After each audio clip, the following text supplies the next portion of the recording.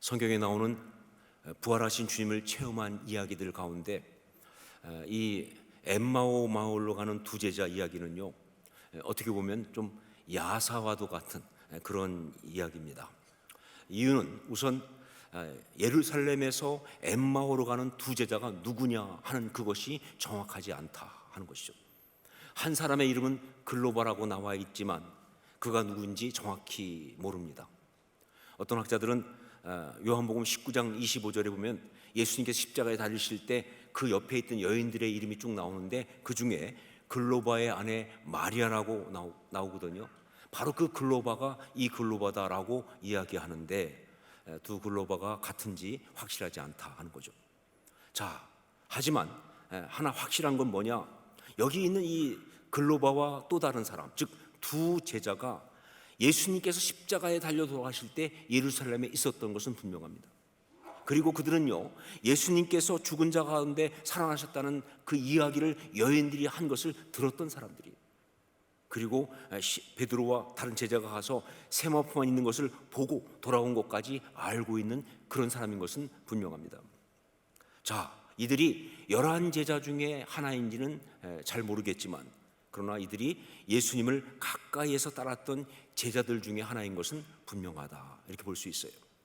자, 그리고 또 하나, 이들이 지금 엠마오로 가고 있다고 하는데 그 엠마오가 어디인지, 그리고 그들이 왜 엠마오로 가고 있는지 그것을 정확히 알 수가 없다는 것이죠. 성경에는 분명 엠마오에 대해서 뭐라고 나오느냐, 예루살렘에서 25리쯤 떨어진 곳이다 이렇게 나와요. 자, 그런데 다른 기록 어디에도 엠마오를 찾을 수가 없어요. 어딘지 정확히 모르는 거예요. 그리고 그들이 엠마오로 가는 이유 또한 정확히 알 수가 없습니다. 엠마오가 그들의 고향인지, 아니면 예루살렘에 있으면 잡힐까봐 피해서 지금 엠마오로 가고 있는 건지, 혹은 이주도도 아니고 말이죠, 그냥 너무 실망해서 그냥 좀 한적한 곳에 가서 쉬겠다 하면서 엠마오로 가고 있는 것인지, 이걸 정확히 알 수가 없습니다. 자, 그러나 그럼에도 이 이야기는요, 너무나 분명한 두 가지 이유로 성경에 기록된 것입니다. 첫 번째가 뭐냐? 예수님의 부활을 증거하기 위하여. 이 말씀이 기록된 이유는 뭐냐? 예수님의 부활을 증거하기 위하여. 예수님께서 부활하셨지만 사람들이 그것을 잘 믿지 못합니다. 받아들이지 않습니다. 그렇죠, 상식적으로 볼 때 정말 쉽지 않으니까. 그러다 보니까 사람들이 뭐라고 말하느냐? 어떤 사람들이 이렇게 말합니다. 제자들이, 그 추종자들이 지어낸 거짓말이다, 그들이 만들어낸 이야기다 라고 이야기하는 사람들이 굉장히 많았어요. 혹은 어떤 사람들은요, 거짓말까지는 아니지만 그들이 환상을 보고 이야기하는 거다, 실제가 아니고 그냥 그들이 환상을 보고 그 말하는 것이다, 이렇게 말했어요. 심지어 초대교회에서 예수님을 믿는 자들 가운데서도 굉장히 많은 사람들이 뭐라고 얘기했느냐, 예수님이 실제로 살아나신 것이 아니라 영적으로 임하신 것이다, 유령처럼. 이렇게 생각하는 사람이 굉장히 많았었습니다. 바로 그래서 예수님은요, 아마 부활하신 다음에 바로 승천하지 않고 40일 동안 이 땅에 머무신 것이 아닌가 생각합니다. 40일 동안 계시면서 8번 이상이나 당신의 사람들에게 그 모습을 보이시면서 그들과 만나서 교제를 했다 하는 것이죠. 부활이 분명한 사실임을 알려주려고, 결코 지어낸 얘기거나 혹은 영적인 어떤 현상이 아니라는 것을 이야기해 주시려고, 확인해 주시려고 그렇게 한 것이다. 엠마오로 가는 두 제자에게 나타나신 이야기도 바로 그래서 기록된 이야기입니다. 부활하신 주님을 만나고, 그리고 그 주님과 대화하고, 심지어 그 주님과 음식까지 함께 먹는 체험을 한 그들의 이 간증을 통해서 예수님의 부활이 분명한 사실임을 증거하기 위해서 성경은 이 이야기를 쓰고 있는 것이다 하는 거죠. 자, 두 번째, 성경이 이것을 쓰고 있는 또 하나의 이유, 부활신앙에 대하여 알려주고 강조하기 위하여입니다. 부활신앙에 대하여 알려주고 강조하기 위하여. 여러분, 성경이 부활하신 주님을 만난 이야기를 쓰고 있는 것은요, 단지 예수님이 부활하신 사실을 증거하기 위해서만 쓰고 있는 게 아니라 또 하나의 이유가 있는데 이게 훨씬 더 중요합니다. 그게 뭐냐? 그 부활하신 주님을 만난 사람들의 그 삶의 변화를 통해서 참된 부활신앙이 무엇인지 그것을 알려주고 그것을 강조하기 위해서 그렇죠. 그렇습니다. 부활하신 주님 만난 사람들은요, 성경에 나오는 사람들은 다 그 삶이 변했습니다. 그냥 충격받고 놀라고 만 게 아니에요. 부활하신 주님을 만나고 나면요, 그 삶이 완전히 다 달라진 거예요. 근데 그럴 수밖에 없는 게 뭐냐? 왜냐하면요, 여러분, 부활하신 주님을 만났다는 것은 무슨 뜻이냐? 그들이 바로 부활 신앙을 가졌다, 그 뜻이에요. 그러니까 달라질 수밖에. 바로 이런 면에서 가장 실감나게 그리고 아주 감동적으로 이야기하고 있는 게 바로 뭐냐? 엠마오로 가는 두 제자 이야기입니다. 이유는 그들이 그냥 편한 정도가 아니라 말씀해 보니까 그야말로 가던 길을 실제로 돌이켰거든요. 가던 길을 실제로 방향을 거꾸로 돌이켰기 때문에 그런 것이죠. 우리 33절 말씀을 함께 읽겠습니다. 33절 같이 읽습니다. 곧 그때로 일어나 예루살렘에 돌아가 보니 11 제자가 및 그들과 함께한 자들이 모여 있어. 앞에서 제가 말씀드린 것처럼 그들이 예루살렘을 떠나서 엠마오로 가는 이유와 목적이 무엇인지 정확히 알 수가 없어요. 성경의 어떤 그런 이야기를 통해 볼 때 특별한 이유가 없다 하는 것이죠. 꼭 가야 될 이유가 없었다 하는 거예요. 그런데 엠마오로 가고 있는 거예요. 자, 그렇다면 그 엠마오를 향해 걸어가고 있는 그들의 걸음에는요, 두 가지가 없었을 것이다. 두 가지가. 하나가 뭐냐면 목적, 다른 말로 이유죠. 목적이 없었을 것이다. 이유가 없었을 것이다. 그리고 또 하나가 뭐예요? 열정이 없었을 것이다. 걸음을 걷는 자의 걸음에 있어서 그 걸음이 아름다우려고 하면 반드시 있어야 하는 이 두 가지가 없었을 것이다. 그렇다면 이런 경우의 걸음을 묘사할 때 어떤 표현을 쓰느냐? 이런 걸음을 묘사할 때 쓰는 표현은 한 가지밖에 없어요. 그게 바로 터덜입니다. 그들은 그야말로 터덜 걸었을 것이다. 걸음을 묘사하는 것 중에서 가장 안타까운 표현 중에 하나인 터덜 걷고 있었다. 자, 그런데 문제는 이들의 걸음만 그런 게 아니라는 것이죠. 걸음만 터덜이 아니에요. 그들의 삶이 그렇다는 게 문제입니다. 그들의 마음이 그렇다는 게 문제입니다. 그들은 지금 삶의 목적을 잃어버렸어요. 그 삶의 이유가 없습니다. 그리고 당연한 것이지만 그렇기 때문에 그 삶에 반드시 있어야 되는 열정이 사라진 거예요. 열정이 없으면요, 사는 게 아니에요. 열정이 없으면 그건 삶이라고 할 수가 없어요. 그런데 그 열정이 사라져 버린 거예요. 자, 그런데 이런 그들이 부활하신 주님을 만나면서, 그러니까 부활신앙을 가지면서 완전히 달라진 겁니다. 가던 길의 방향이 바뀐 것만이 아니에요. 그 걸음걸이 전체가 다 달라졌어요. 그리고 그들의 인생이 다 달라진 것이다. 우리 33절 말씀을 다시 한번 같이 읽겠습니다. 함께 읽습니다. 곧 그때로 일어나 예루살렘에 들어가 보니 11 제자 및 그들과 함께한 자들이 모여 있어. 여기 이 말씀에서 우리가 먼저 주목해 봐야 될 한 단어가 있는데 그게 바로 뭐냐? 일어나라는 단어입니다. 일어나. 부활신앙은 그 사람을 일어나게 합니다. 부활신앙은 그 사람을 일어나게 한다. 왜냐하면요, 여러분, 예수님께서 부활하셨다고 하는 것에 이 성경적 가장 주된 표현이 바로 뭐냐면 일어나셨다는 거거든요. 사망에서 일어나셨다. 이게 성경적 표현이에요. 부활장이라고 할 수 있는 고린도전서 15장 4절 보면 장사 지낸 바 되셨다가 성경대로 사흘 만에 다시 살아나사라고 나와 있는데, 여기에 살아나사라고 하는 이 말의 헬라어 원어가 바로 에게이로란 말입니다. 에게이로. 그런데 그 에게이로가 무슨 뜻이냐? 일어나다예요. 예수님의 부활은요, 일어나신 거예요. 그렇기 때문에 사망에서 일어나신 주님, 즉 부활하신 주님을 만난 모든 사람들은요, 그래서 부활신앙을 갖게 되는데, 그러면 어떤 일이 일어나느냐? 우리 주님이 일어나신 것처럼 그들도 일어난다는 거예요. 어디에서? 사망의 자리에서 일어난다는 것이죠. 이게 바로 부활의 역사예요. 굉장히 많은 사람들이 너무 좋아하고 또 굉장히 많이 영향을 받은, 아주 사랑하는 그런 노래 중에 하나가 You Raise Me Up이라고 하는 노래가 있습니다. You Raise Me Up. 근데 참 우리는 종종 이 You Raise Me Up 이 노래가 CCM인 줄 알고 있더라고요. 크리스찬 컨템포러리 뮤직, 찬양인 줄 알고 있어요. 근데 전혀 아니죠. 이 You Raise Me Up은요, 찬양이 아니고요, 오히려 뉴에이지 음악이에요. 이걸 만든 사람들은요, 시크릿 가든이라고 하는 아주 뉴에이지의 대표적 그룹인데 거기에 자기들의 앨범에다가 집어넣었어요, 이걸요. 그리고 실제로 이 노래를 보면요, 이 노래 가사 어디에도 예수님이나 하나님을 지칭한 게 전혀 나오지 않습니다. 그야말로 You raise me up 그랬는데 그 You가 누군지를 몰라요. You는 나오는데 그게 누군지를 알 수가 없다. 원래 뉴에이지가 그래요. 뭐가 있는 것 같은데 뭔가 모르겠는 게 다 뉴에이지예요. 뭔가 신비로운 것 같은데 헷갈리는 게 뉴에이지 아닙니까? 여기 그래요. 자, 그런데 이 노래가 뉴에이지 노래라는 걸 알면서도 여전히 교회에서 굉장히 많은 사람들이 이 노래를 갖다가 부르고 듣고 심지어 찬양으로 바꿔서 부르기도 합니다. 왜 그러냐? 그 이유는요, 누구나 다 인정하듯이 여기에 나오는 이 유가 우리 주 예수 그리스도 부활하신 주님일 수밖에 없기 때문에, 누구나 인정하듯이 여기 나온 유는요, 부활하신 우리 주님일 수밖에 없기 때문에 그러는 거예요. 그래요.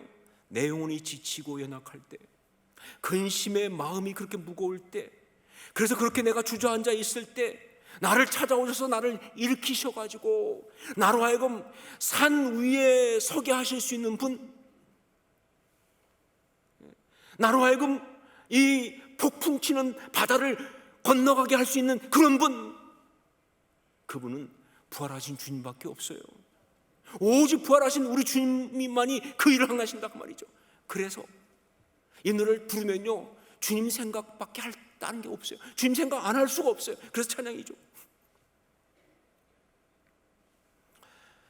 부활신앙은 성도를 일어서게 합니다. 주저앉은 그곳에서 일어서게 합니다. 그리고 이어져 나오는 말씀, 예루살렘에 돌아가 보니 그 다음에 어떤 일이 일어나냐? 바로 그가 있어야 할 그 자리로 돌아가게 하는 거예요. 이게 부활신앙이에요. 일어서게 한 다음 그가 있어야 할 그 자리로 돌아가게 한다. 자, 그런데 여기 말씀 보면요, 굉장히 재미있고 또 의미 있는 것을 발견할 수 있습니다. 뭐냐? 그들이 정말 이렇게 부활하신 주님을 만나고 부활신앙을 가지고 그리고 예루살렘으로 돌아가 보니 말씀 보니까 11 제자 및 그들과 함께한 자들이 모여 있어, 이렇게 돼 있어요. 무슨 얘기냐? 주님의 제자들이 다 거기 모였더라고 말입니다. 그들도 다 똑같은 체험한 거예요. 부활하신 주님 만나고 부활신앙 가지고 나서 그들은 다 여기 모인 거예요.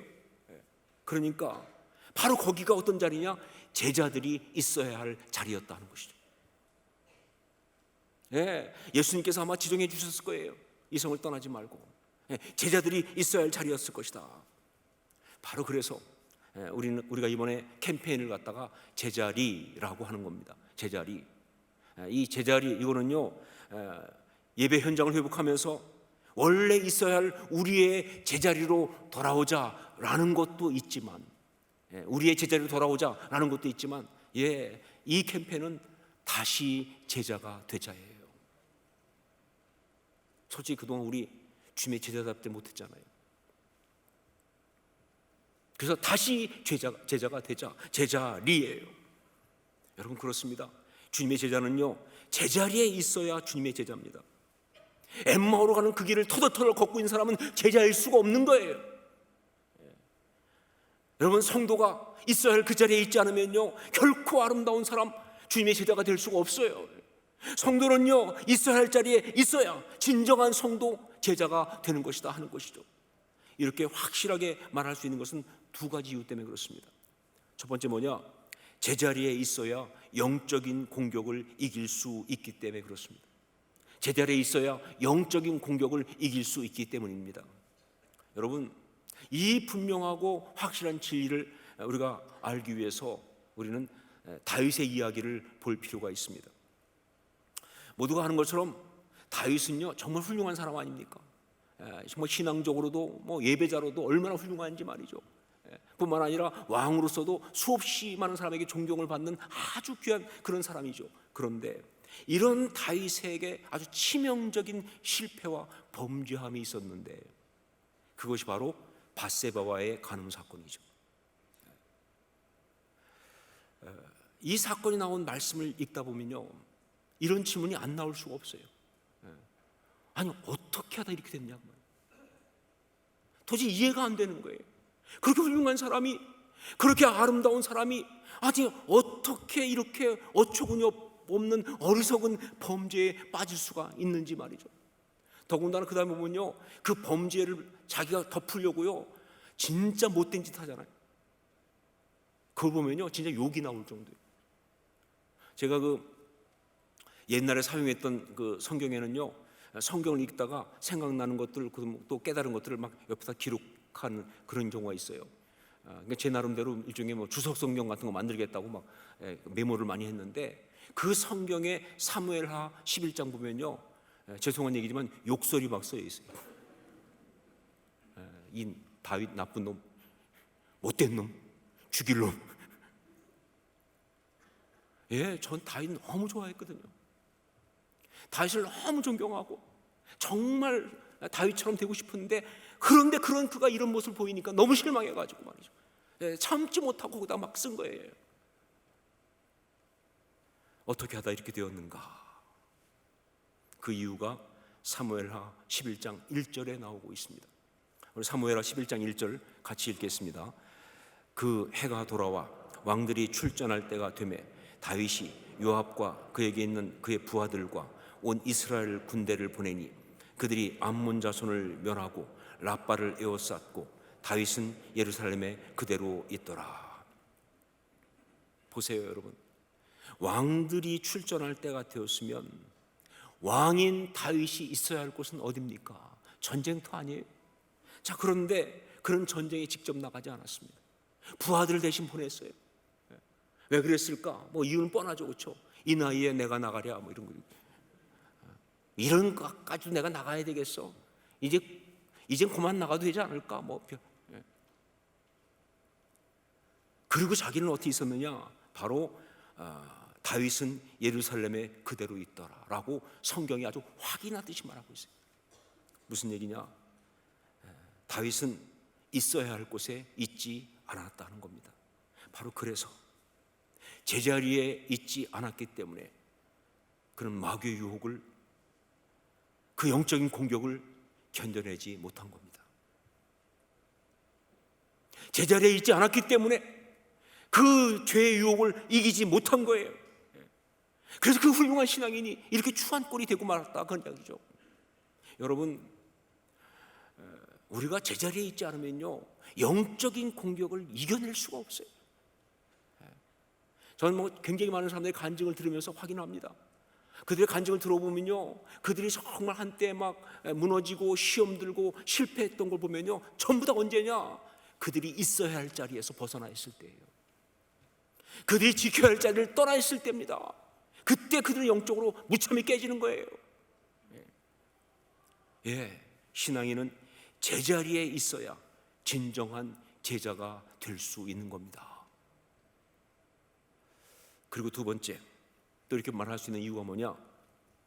제자리에 있어야 참된 행복을 누릴 수 있기 때문에 그렇습니다. 제자리에 있어야 참된 행복을 누릴 수 있기 때문에. 제가 미국에서 목회할 때 어떤 한 집사님의 간증을 듣게 되었습니다. 이분은요, 이제 가족 데리고 이민 와가지고 정말 열심히 일했습니다. 비즈니스를 하나 준비해가지고 정말 주중에는 열심히 비즈니스에 가서 일하고, 그리고 주말에는 교회에 열심히 나와서 정말 섬기고 예배드리고 신앙생활하고, 정말 바빴지만 너무나 사실은 행복하게 그렇게 열심히 산 사람이에요. 자, 그런데 그렇게 열심히 이렇게 살아가는 중에 비즈니스가 좀 잘 되기 시작했어요. 돈을 좀 벌기 시작하니까 이 마음에 어떤 생각이 드냐면, 모든 사람이 그런 것처럼 비즈니스를 좀 확장하자. 그래서 비즈니스를 확장하다 보니까 점점점 비즈니스로 바빠지기 시작했어요. 이제는 뭐예요? 다른 비즈니스 사람들과 같이 뭐 비즈니스 미팅도 해야 되고, 그리고 뭐 소위 비즈니스 출입, 비즈니스로 여행도 가야 되고, 뭔가 아이가 막 굉장히 많은 일들을 할 수밖에 없는 거예요. 그런데 그분이 그러더라고요. 그런데 그때는요, 그게 그렇게 좋더라는 거예요. 아, 이게 사람 사는 거지 막 싶은, 뭔가 좀 있어 보이잖아요, 그렇죠? 비즈니스 출입도 가고 뭐 하니까. 그래가지고 막 그냥 나름 비즈니스에 바쁘고 사업 키우냐고 막 그러다 보니까 점점점 교회 생활을 등한시하기 시작합니다. 교회 봉사하는 거 다 내려놓고, 나중에는 주일날도 비즈니스 출입 가고 비즈니스 미팅 가고 그러면서 예배조차 드리지 않는 그런 일들까지 있는 상황이 된 거죠. 그래서 어느 날 그날도 자기가 이 비즈니스 파트너들하고 비즈니스 관계로 주말 그 베케이션 휴가를 만들어 가지고 LA 근교에 있는 아주 굉장히 좋은 골프 리조트에 가서 있었다고 그래요. 뭐 비즈니스를 위해서. 그런데 주일날인데 가서 이제 있으면서 골프를 치는데 그때 갑자기 골프를 치다가 시계를 딱 봤더니 딱 그 시간이 주일 예배 드릴 시간이더라는 거예요. 그런데 그 순간에 갑자기 마음속에 너무 그립더래요, 예배가. 그리고 막 그때 예배 드릴 때 얼마나 좋았나. 정말 성도들과 가족들과 함께 예배하고 찬양하고 이게 얼마나 행복했던지 막 이게 막 밀려드는 거예요. 그러면서 자기도 모르게 자기가 스스로 자기한테 이렇게 말했대요. 너 지금 여기서 뭐 하고 있냐? 왜냐하면 자기가 너무 그 순간 외롭고 너무 비참하고 너무 초라한 느낌이 드니까 뭐가 잘못됐다 싶은 생각이 드니까 그래가지고 정말 자기가 너무 마음이 힘들어가지고 그때 결단을 했다는 거예요. 이래서는 안 되겠다. 그래서 그때부터 이분이 비즈니스를 줄이고 정리하고 그리고는 교회로 돌아온 거예요. 교회로 돌아와서 정말 신앙생활 열심히 하니까 얼마나 행복한지. 그러면서 그분이 얘기합니다. 나중에 보니까 정말 큰일 날 뻔했다는 거예요. 왜냐하면 자기는 몰랐대요. 비즈니스에 막 빠져가지고 잘 되는 줄 알고 있었는데 가족들은 이미 한계치를 넘어가시더라고요. 참을 수 없는 지경까지 가 있어요. 조금 더 갔으면 가정 박살 나고 인생 날아갈 뻔했다 그 말입니다. 그런데 돌아와서 정말 회복했으니 얼마나 감사한지 그런 간증을 했습니다. 여러분, 예수님께서 돌아온 탕자의 비유를 통해서 말씀하신 것처럼 우리 인간은 하나님이 우리를 세우신 제자리에 있어야 행복할 수 있습니다. 이건 뭐 타협 여지가 없는 얘기예요.